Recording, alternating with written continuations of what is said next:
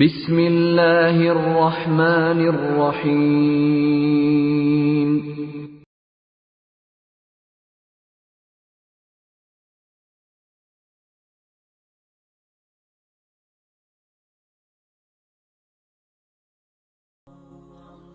حدثنا عبد الله بن يوسف قال أخبرنا مالك عن هشام بن عروة عن أبيه عن عائشة أم المؤمنين رضي الله عنها أن الحارث بن هشام رضي الله عنه سأل رسول الله صلى الله عليه وسلم فقال: يا رسول الله، كيف يأتيك الوحي؟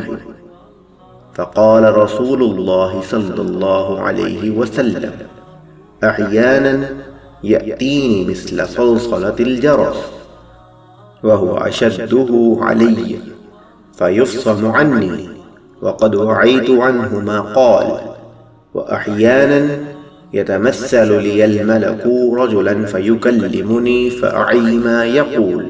قالت عائشة رضي الله عنها: ولقد رأيته ينزل عليه الوحي في اليوم الشديد البرد فيفصم عنه وإن جبينه ليتفصد عرقا۔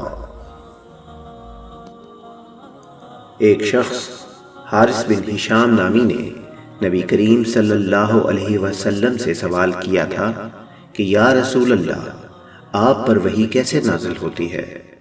آپ صلی اللہ علیہ وسلم نے فرمایا کہ وحی نازل ہوتے وقت کبھی مجھ کو گھنٹی کی سی آواز محسوس ہوتی ہے اور وحی کی یہ کیفیت مجھ پر بہت شاق گزرتی ہے۔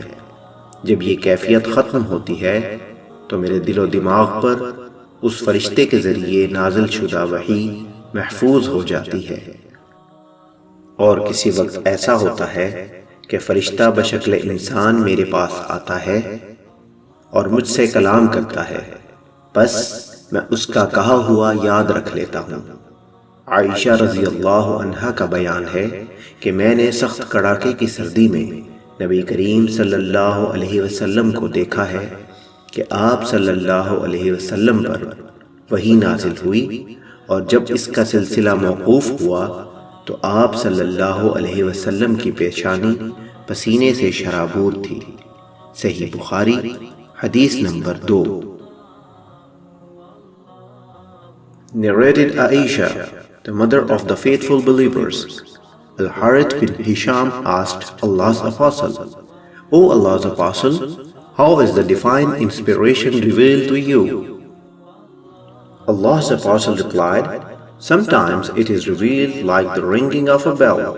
This form of inspiration is the hardest of all. And then this state passes off after I have grasped what is inspired. Sometimes the angel comes in the form of a man and talks to me, and I grasp what he says. Aisha added, Verily I saw the Prophet being inspired divinely on a very cold day, and noticed the sweat dropping from his forehead as the inspiration was over. Sahih al-Bukhari, Hadith number 2۔